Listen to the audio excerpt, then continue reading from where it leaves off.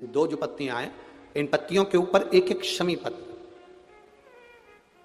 और लाल चंदन ये रखकर कितना भी रोगीला व्यक्ति हो, रोग से ग्रसित व्यक्ति हो, जिंदगी में कितना ही दुख पड़ रहा हो, बेलपत्र की ये दोनों पत्ती जिसके ऊपर शमी पत्र रखकर लाल चंदन रखकर श्री हनुमान जी महाराज और हनुमान जी महाराज के तीसरे नंबर के भाई श्री गतिमान जी नीचे के क्रम में आते हैं श्री गतिमान जी। उन गतिमान जी और हनुमान जी का नाम लेकर जो शिवलिंग के ऊपर समर्पित कर देता है, रोग का निवारण होता ही है। ऑपरेशन को करवाने के लिए जा रहे हो, चाहे वो किसी भी चीज का हो, कैंसर जैसा हो, किडनी का हो, लीवर का हो, हाथ का हो, पांव का हो, नेत्र का हो, नासिका का हो, कर्ण छिद्र का हो, आप किसी भी चीज का यदि ऑपरेशन कराने के लिए जा रहे हो तो एक छोटा सा प्रयास जरूर करना। महाराज एक पान के पत्ते पर, पान जानते हो ना, खाने वाला जो पान आता है, पान का जो पत्ता होता है, पान के पत्ते पर शहद को रखकर उसमें थोड़ा सा चंदन, चंदन जो होता है, चंदन को घिसकर उसकी गोली बनाना है और गोली बनाकर उस पे शिवलिंग की आकृति जैसी बना देना उस शहद के ऊपर। और महाराज शिव मंदिर में अशोक सुंदरी वाली जगह पर उसको रखना है। उसकी जो किनोर है, पत्ते की जो पान का जो पत्ता होता है, उसकी जो किनोर है, वो जहां से शिव जी का पानी नीचे गिरता है, अशोक सुंदरी वाली जगह पर जब आप रखें तो उसकी किनोर जल के गिरने वाले स्थान पर होना चाहिए। और वहां उस शिवलिंग को रखकर अशोक सुंदरी की गोद में, अशोक सुंदरी वाली जगह पर चंदन का जो छोटा सा तुमने शिवलिंग का निर्माण करा है शहद के ऊपर, पान के पत्ते पर, उसका थोड़ा सा जल का छींटा देकर, पूजन कर कर, घी का दिया लगाकर उस चंदन को अपने हृदय चित्त पर धारण कर कर फिर किसी ऑपरेशन के लिए आप जाइए, एक बार चेक कराकर अगर बाबा टाल दिया तो समझ लेना कि कुंदकेश्वर भगवान की कृपा हो गई। कुंदकेश्वर भगवान की कृपा अर्थात किसी भी ऑपरेशन को करवाने से पहले अगर ये उपाय कर कर आप फिर चेक विजय प्राप्त करना है तो विजय पाने के लिए वो एक ही काम करते हैं। हनुमान जी के तीसरे नंबर का भाई गतिमान, उस गतिमान के नाम से जो व्यक्ति युद्ध करने के लिए जा रहा है या विजय पाने के लिए जा रहा है, अपने बराबर का लच्छा, लच्छा जानते हो, नाड़ा मोली, उसको नाप कर गतिमान के नाम से लपेट कर हनुमान जी के मंदिर में रख देता है और उस मोली को फिर अपने हाथ पर बांध लेता है तो वो हार नहीं सकता, विजय ही प्राप्त करेगा। गतिमान का इतना प्रभाव है, चाहे कुछ भी। गतिमान गतिमान है, वो नीचे नहीं गिरते। हनुमान जी सगे भाई हैं 6। कितने भाई हैं? 6 सगे भाई। सबसे पहले नंबर हनुमान, फिर गतिमान, केतुमान, धृतिमान, यतिमान, ऐसे हनुमान जी महाराज के 6 भाइयों का क्रम वर्णन किया गया। कितने भाई हैं? 6। हनुमान जी महाराज का एक भाई है जिसका नाम है गतिमान। क्या नाम है? गतिमान। और जिसके यहां पर फैक्ट्री हो, किसी भी तरह की फैक्ट्री हो, चाहे वो नट बोल्ट की हो, पानी की हो, किसी भी तरह की फैक्ट्री हो, अगर फैक्ट्री में जरा सी भी तकलीफ आती है तो हनुमान जी महाराज के उल्टा पांव, लेफ्ट पांव के नीचे का सिंदूर लाकर गतिमान का नाम लेकर अगर फैक्ट्री पर स्वस्तिक बना दिया जाता है तो वो फैक्ट्री धड़ाके से चलना चालू हो जाती है, कभी खराब नहीं होती, कभी परेशान नहीं करती। महाराज गतिमान हनुमान जी के तीसरे नंबर का भाई। पीपल के पत्ते को अगर एकादशी और द्वादशी के दिन एक तांबे के पात्र में गला कर रख दिया जाए और उस पानी का आचमन 3 बार करा जाए तो जिसकी नाड़ियां चोक भी हो जाती है, डॉक्टर बोले इसका बाईपास करना पड़ेगा, उसको केवल 3 आचमन पानी एकादशी और द्वादशी को पीपल के पत्ते का कराया जाए तो अंदर की नाड़ियां भी खुल जाती हैं। पीपल के पत्ते का इतना प्रमाण हमारे विष्णु पुराण में वर्णन है। जैसे चर्म रोगधारी व्यक्ति होता है ना, जिसकी चमड़ी सफेद पड़ जाती है, तो उसको क्या करना चाहिए? केवल हिंदू धर्म में केवल एक पीपल का वृक्ष है जिसका पराग झड़ता है और वो रात्रि को लगभग 10 बजे से 12 बजे के भीतर, 9 बजे से 12 बजे के भीतर पीपल के पेड़ के पत्ते का पानी झड़ता है। उसके नीचे थाली रख देना चाहिए और उस थाली में पीपल के पेड़ के नीचे रख दो और उसका पराग जब झड़ जाए वो पानी को बाल्टी में धो लो और धोने के बाद थाली को उस पानी से 15 दिन, 8 दिन, 20 दिन स्नान करिए, धीरे धीरे चर्म रोग समाप्त हो जाता है। सफेद जो चमड़ी पड़ी वो वापस अपने रंग में आना चालू हो जाती है। कोई डॉक्टर की विवाह शादी में देरी हो रही हो, या कोई नया कार्य चालू कर रहे हो उसमें देरी हो रही हो, या कोई सर्विस के लिए नौकरी के लिए जा रहे हो और वो कार्य नहीं हो रहा हो, तो एक धतूरा, केवल एक धतूरा, उस धतूरे को फोड़कर उसके अंदर का फल निकालकर उस फल को शिवलिंग पर चढ़ाकर एक लोटा जल शंकर भगवान को समर्पित कर। दिन होना चाहिए मंगलवार। कौन सा दिन होना चाहिए? जम के बोलो जरा, मंगलवार। उसके बाद में आप विवाह के लिए अगर समर्पित करे हैं तो विवाह में देरी नहीं होगी। व्यवसाय और व्यापार के लिए या नौकरी के लिए समर्पित करे हैं तो उसमें हम कई बार एक बात बहुत अच्छे से आपको वर्णन किए हैं कि कभी मौका लगे और आप किसी कंपटीशन एग्जाम में बैठ रहे हैं या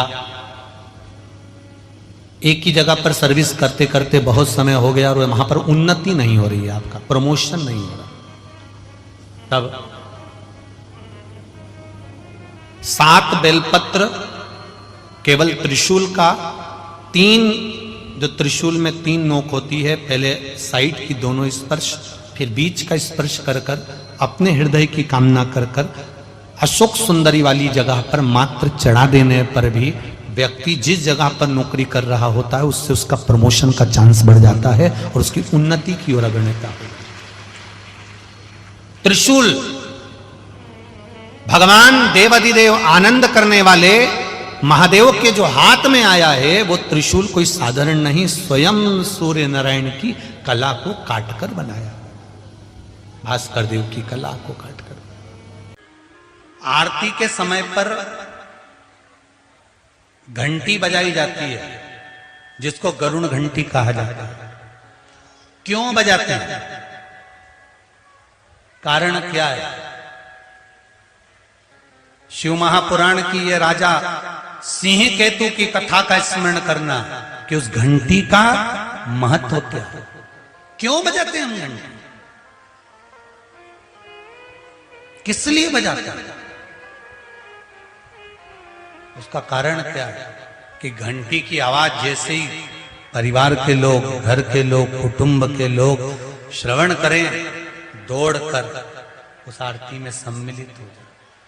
घंटी का नाद इसलिए करा जाता है कि कोई हमारे घर में नेगेटिव ऊर्जा हो वो चली जाए। घंटी का नाद इसलिए करा जाता है कि हमारा हृदय, चित्त, वृत्ति, मन, ये सब। शास्त्र को उठाकर यहां तक शास्त्र कहता है कि मंदिर में जो घंटी बजाई जाती है वो कभी क्रोध में नहीं बजाना चाहिए। मंदिर में अगर घंटी का नाद कर रहे हो, घंटी को बजा रहे हो तो क्रोध में नहीं, चिढ़कर नहीं। दुनिया के लोगों को ये नहीं कि मैं बहुत तेज बजाऊंगा, नहीं नहीं, दुनिया के यहां तक घर में भी जो घंटी बजाई जाती है उसका नाद परमात्मा को रिझाने का होना चाहिए, क्रोध नहीं, पड़ोसी को जगाने के लिए नहीं, दूसरों को जगाने के लिए नहीं, चिड़चिड़ कर कर नहीं, क्रोध कर कर नहीं, किसी से छुड़ा कर नहीं, कोई रस्सी नहीं छोड़ रहा तो उसे छुड़ा कर नहीं, नहीं नहीं। शिव महापुराण की कथा तो यहां तक कहती है कि अगर घंटी का नाद आपने करा है, भले धीरे से करा, प्रेम से करा, तो भगवान उसको श्रवण कर कर फल प्रदान करता है। और तुम तो सोचो कि मैं ही सबसे बड़ी भगत ने लिया पल्लू, बजा। भगवान भी सोचे कहां से आ गई भगत। हम आप लोगों से भी कहेंगे कभी एक बार प्रैक्टिकल करो, 1 वर्ष का। कोई भिक्षा मांगने वाला भी है ना, बहुत दरिद्रता उसकी जिंदगी में है, बहुत गरीबड़ा है, उसके पास खाने तक के लाले पड़ रहे हैं, तो हम उनसे एक निवेदन करेंगे कि प्रयास करो, 1 वर्ष ये 7 जगह हैं जहां पर कभी एक जगह का नियम बना लो, या तो बेलपत्री के पेड़ के नीचे, या शमी के वृक्ष के नीचे, या पीपल के वृक्ष के नीचे, या आंवले के वृक्ष के नीचे, या बट वृक्ष के नीचे, या शंकर भगवान के शिवालय में, या अपने घर के दरवाजे के बाहर। ये 7 स्थान हैं, इसमें से कोई एक स्थान आप चुन लो। एक दिन भी नागा नहीं होना चाहिए, एक दिन भी कैंसिल नहीं होना चाहिए, एक दिन भी उसमें कहीं अड़चन नहीं आना चाहिए। 1 वर्ष ये 7 स्थान में से कोई एक स्थान पर 1 वर्ष तक रोज शाम के समय प्रदोष काल में दिया लगाना चालू करो, भले वो दिया 2 मिनट जले, पर प्रदोष काल में अगर तुमने एक जगह का भी नियम ले लिया 1 साल का, फिर हमको बताना कि मेरे कुबेरेश्वर बाबा ने तुम्हारे घर में संपदा की कमी तो नहीं रखी, वो भंडार भरने में कमी नहीं रखी। गुरुजी, हमारा बुरा वक्त आया तो हमारे रिश्तेदारों ने साथ छोड़ दिया, रिश्तेदार बदल गए, हमारा थोड़ा सा व्यापार डाउन गया गुरुजी, हमारे परिवार के लोग बदल गए। अच्छा, आपसे पूछें, जरा उत्तर देना कांकेर वाले सब लोग, बुरा वक्त आया तो रिश्तेदार बदल गए, बोलो बदले कि नहीं बदले? बुरा वक्त आया तो अपने बदल गए, बदले कि नहीं बदले? जब रिश्तेदार बदल गए, घर के लोग बदल गए, तो थोड़ा समय का इंतजार करो, बुरा वक्त भी जरूर बदलेगा, ये निश्चित है। बुरे वक्त में जब रिश्तेदार बदल जाते हैं, बुरे वक्त में जब अपने बदल जाते हैं, बुरे वक्त में जब सगे बदल जाते हैं, तो थोड़ा सा इंतजार करना, शिव जी को 1 लोटा जल चढ़ाते रहना, बुरा वक्त भी एक दिन जरूर बदल कर ही रहेगा, होगा। अभी लोग ताना देते हैं, गाली देते हैं, तेरा पति ऐसा, तेरी पत्नी ऐसी, तेरे रिश्ते ऐसे, तेरे नाते ऐसे, बताओ तेरे पति ने यह कर दिया, तेरी पत्नी ने यह कर दिया, तेरे बेटे ने यह कर दिया, तेरे बेटी ने यह कर दिया, तेरे रिश्तेदार ने, लोग ताने देते हैं, रिश्तेदार भी ताने देते हैं, कुटुंब भी ताने देते हैं। एक समय ऐसा आएगा, सब बुरे होंगे तो भी तेरे आगे भी लोग हाथ जोड़कर खड़े होंगे, जब शंकर करुणा करेंगे, जब शिव कृपा, जब शिव दया, और तेरी कृपा का क्या है भरोसा, कब किस पर हो जाए जरा सी हम पर कर दो। होता है, समय बदलता है, ऐसा समय बदलता है कि लोगों के समझ में नहीं आता कि इस समय का हो क्या रहा, हो क्या, ये बदल कैसे बदल। एक बात आप लोगों से कहें, एक मक्का का खेत था, मक्का लग रही थी, मक्का बोने वाला जो किसान था, मालिक, वो ध्यान रखता था पूरी फसल का, कभी कभी बंदर आ जाते थे तो उनको भगा देता। अब एक दिन मक्का लग रही है खेत में, और मक्का लगाने वाला जो मालिक था, भगाने वाला जो मालिक था, वो मर गया। सारे बंदरों को मालूम पड़ गया कि वो मालिक मर गया। बंदर सारे खुश हो गए, मालिक मर गया, खूब मक्का खाओ, खूब खेत मचाओ, खूब खेत बर्बाद करो।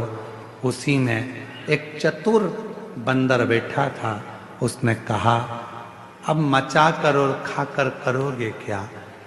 आज तो मचा लोगे, खा लोगे, पर उस खेत को बोने वाला, फसल लगाने वाला ही,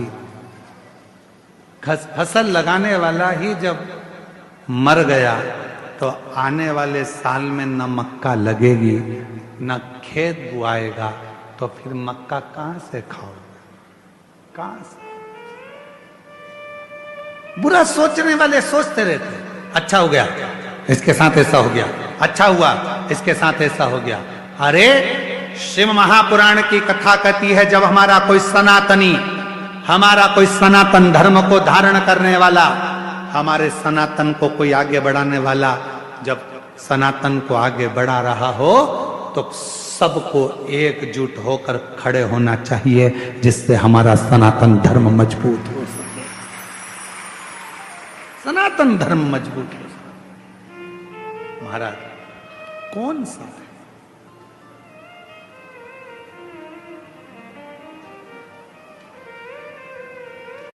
हम क्या करते हैं, दिन रात बदनाम करने का प्रयास करते हैं। जरा सा अपने मन का काम नहीं हुआ तो हमने बदनाम करना प्रारंभ कर दिया, हमारे दिल की बात पूरी नहीं हुई तो हमने बदनाम करना प्रारंभ कर दिया ना। शिव के मंदिर में जब भी आप कोई सामग्री लेकर जाएं,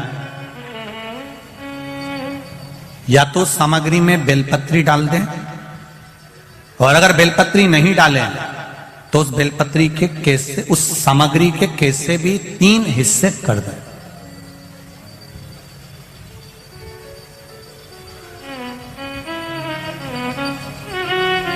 शिव महापुराण की कथा कर रही है, एक भाव वर्णन किया है।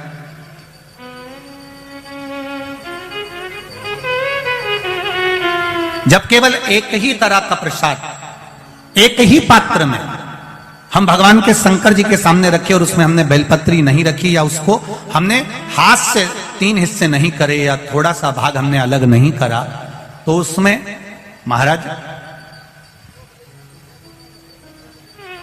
भगवान शिव के जो गण हैं उनका हिस्सा हो जाता।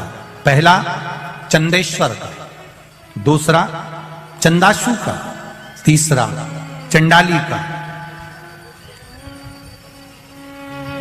चौथा विश्वसेन का, और 5वां चंड का हिस्सा उस प्रसाद में हो जाता। शिव महापुराण की कथा कर रही है, भगवान शंकर का चरित्र कह रहा है कि भगवान शिव के सामने जो भी हम भगवान के सामने प्रसाद रखें उसमें बेलपत्र अवश्य चढ़ना चाहिए, या थोड़ा सा भाग में अंतर कर देना चाहिए। जैसे आप भगवान शंकर के सामने रखें, आपने चिरौंजी रखी, चना रखा, चूरमा रखा, या कोई दही का पंचामृत रखा, उसमें भी आप एक बेलपत्र समर्पित कर सकते हैं। क्यों? बेलपत्र उसमें डाल देने से या भाग विभाजन कर देने से भगवान शंकर के गणों का जो हिस्सा है वो हिस्सा नहीं रहता, फिर आप उसको ले जाकर अपने भाग के अनुसार उसको प्रयोग में ले सकते हैं, आप उसको पा सकते हैं। अब और अच्छे से समझ लीजिए, प्रसाद, शिव जी का प्रसाद और अन्य प्रसाद में एक अंतर रहता है कि शंकर भगवान के प्रसाद को आप नहीं भी पाते हैं तो केवल अगर दर्शन मात्र कर लेते हैं तो भी ना जाने करोड़ों करोड़ों पाप हमारे जीवन के समाप्त हो जाते हैं, केवल दर्शन मात्र। लंबा स्वर बनाकर ओम का उच्चारण करने से नेत्र की ज्योति बढ़ती है। लंबा उच्चारण करने से, ओम का नाद करने से बुद्धि में एक अंदर कंपन उत्पन्न होता है, उससे पैरालिसिस की बीमारी, लकवे की बीमारी नहीं होती है। ओम का लंबा उच्चारण करने से अगर शरीर में, हाथ पैर में कंपन होता है, चाय का कप या अपनी उंगलियां या हाथ कांपने लगते हैं तो वो कंपन दूर होता है। आप भी साथ में बोलिएगा, लंबा उच्चारण करना, ओम उच्चारण करते हुए, वाणी को स्थिर करते हुए, नेत्र को बंद कर कर हृदय के अंदर झांकते हुए उच्चारण करेंगे। लकवे की बीमारी नहीं होगी, पैरालिसिस नहीं होगा, हाथ का कंपन दूर होगा और बुद्धि तीव्र होगी। साथ में बोलते चले। आपने जब ओम का नाद किया होगा, नेत्र बंद कर कर आपको ऐसा लगा होगा हमारे दिमाग में कुछ बारीक सा कीड़ा चल रहा है, कोई प्रवेश कर रहा है, वो शिव तत्व है, शंकर। शिव के तेज पुंज से, मां गंगा जी के जल से 6 पुत्रों का जन्म हुआ। उन 6 पुत्रों को कृतिकाओं ने पाल पोस कर बड़ा करा तो उनका नाम कार्तिकेय।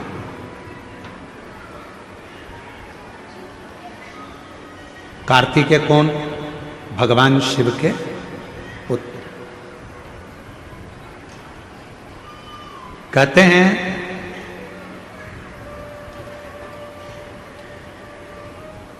जब व्यक्ति के जीवन में कोई राह नहीं सूझ रही है, कोई मार्ग नहीं मिल रहा हो, तब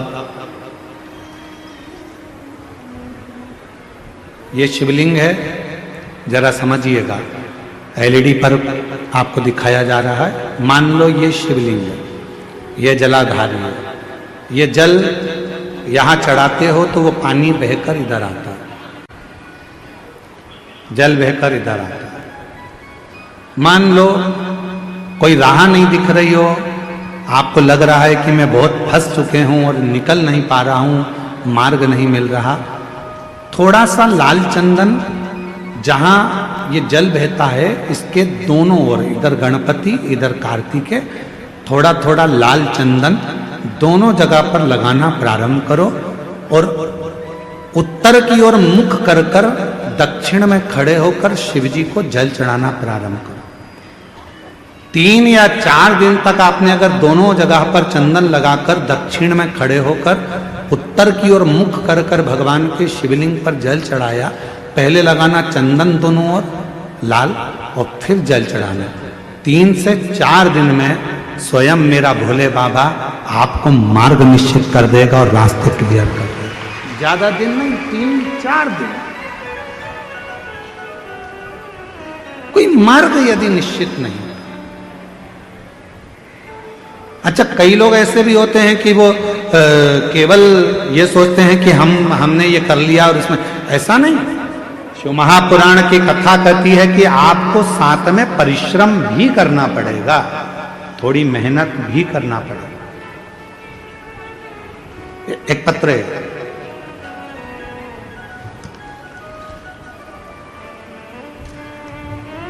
एक्सीडेंट हुआ था और उसकी बॉडी काम नहीं कर रही थी, शरीर पूरा काम करना बंद कर दिया था और ब्रेन में इतनी चोटें आई थी कि ब्रेन में शुद्ध नहीं था, स्वयं की श्वास नहीं ले सकता था, ब्रेन काम नहीं कर रहा था, शरीर पूरी तरह से बेकार हो चुका था। डॉक्टर ने जिसको पूर्ण तरह से घर ले जाने का कह दिया था। अब इस पत्र को पढ़ेंगे। मेरा नाम श्रीमती सुमित्रा मरकाम है। कहीं बैठी हो सुमित्रा जी तो हाथ हिला सकती हैं। सुमित्रा मरकाम, गुलावा पारा, सिंगनपुर तहसील, केशकाल जिला, कोंडगांव, छत्तीसगढ़। ठीक है, ठीक पढ़े हैं? थोड़ा गड़बड़ हो जाए तो तुम लोग पढ़ लेना, ठीक है? पत्र इसलिए हम तुमको साथ में पढ़ा रहे हैं। एलईडी पर चल रहा है, अरे टीवी पे चल रहा है, हाँ तो साथ में पढ़ते रहना, अगर कहीं गड़बड़ हो तो तुम लोग भी पढ़ लोगे। गुरुजी, भोले बाबा की महिमा का क्या गुणगान करूं? कहीं बैठी हो तो जीजी आ सकती हैं बेलपत्र लेने के लिए। मेरा नाम श्रीमती सुमित्रा मरकाम है, गुलाबपारा, सिंगनपुर तहसील, छत्तीसगढ़ की निवासी हूँ। गुरुजी, भोले बाबा का मैं क्या गुणगान करूं? मेरे पास कोई संत नहीं है। 5 सितंबर 2024 को मेरे भाई रोड एक्सीडेंट हुआ तो हम उनके जगदलपुर डिमरापाला अस्पताल में ले गए तो डॉक्टरों ने इलाज शुरू किया। डॉक्टर ने कहा इनके सिर में बहुत गहरी चोट लगी है, सिर का ऑपरेशन करना पड़ेगा। ऑपरेशन करने के बाद उनको जब वापस लेकर आए, आईसीयू में डाला तो डॉक्टर ने कह दिया कि आईसीयू में डालने के बाद कहा कि गंभीर व्यवस्था, होश नहीं है, गंभीर हैं और खुद से सांस भी नहीं ले पा रहे हैं, धड़कन भी नहीं चल रही है, कभी भी कुछ भी हो सकता है, कुछ कह नहीं सकते, कोई चांस नहीं बचने का। हमें कुछ समझ में नहीं आ रहा था, तभी हमने गुरुजी आपका बताया हुआ उपाय स्मरण किया। दीदी और जीजा जी से प्रतिदिन शिवजी का चढ़ा हुआ रुद्राक्ष का जल उसके शरीर में लगाना शुरू किया और शिवजी पे चढ़ा हुआ बेलपत्र को बेड के नीचे रख देते और श्री शिवाय मंत्र का जाप उसके कानों में कहना प्रारंभ करा।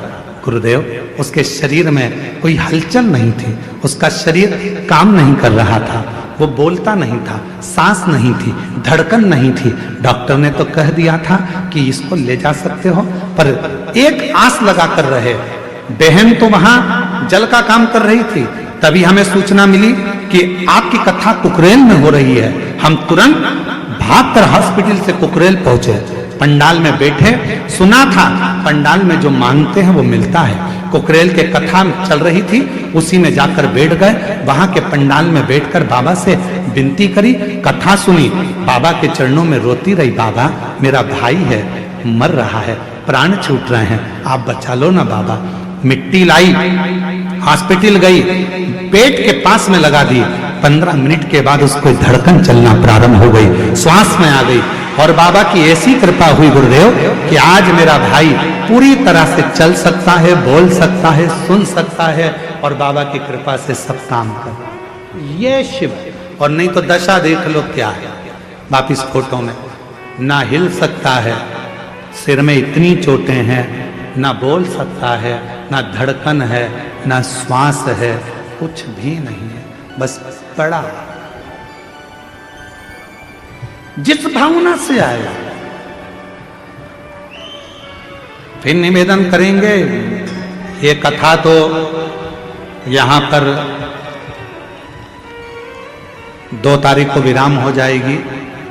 कल की कथा का समय तो यही 2 बजे से 5 बजे तक रहेगा, पर परसों 2 तारीख को जो कथा का समय रहेगा वो सुबह 8 बजे से 11 बजे तक रहेगा। सुबह 8 बजे से टीवी पर वही समय पर आएगी, पर तारीख से 13 तारीख तक कथा दंतेवाड़ा जिला में प्रारंभ हो जाएगी। शिव की कृपा से गीतम में जो कथा होगी वो भी 2 बजे से 5 बजे तक। यदि मौका लगे, केवल कथा का पंडाल नहीं है, बाबा से अपने मन की बात कहने का एक स्थान, शिव को अपने मन की बात